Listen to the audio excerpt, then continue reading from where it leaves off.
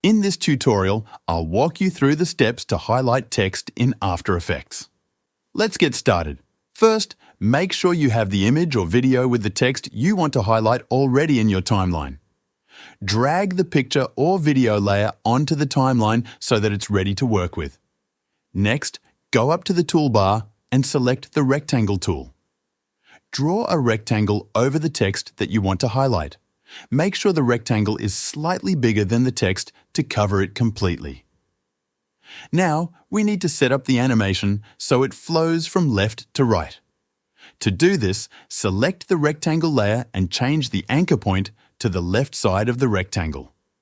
You can do this by selecting the Pan Behind tool and dragging the anchor point to the left. To make sure you can see the text through the rectangle, go to the Mode settings in your timeline and change the blend mode of the rectangle to Multiply. This will allow the text underneath to show through while the highlight effect is applied. Next, we'll create the highlight effect. With the rectangle layer selected, press S on your keyboard to bring up the scale properties. By default, scaling affects both width and height together, but we only want to scale the width.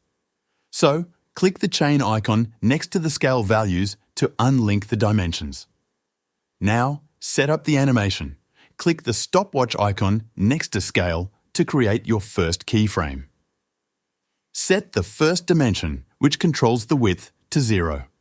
This will make the rectangle completely hidden at the start of the animation. Move the playhead forward by about 30 frames. You can do this quickly by pressing Ctrl plus Shift plus right arrow 3 times.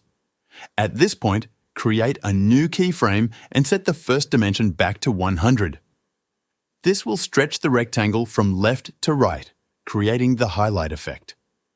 To make the animation smoother, select both keyframes and press F9 on your keyboard.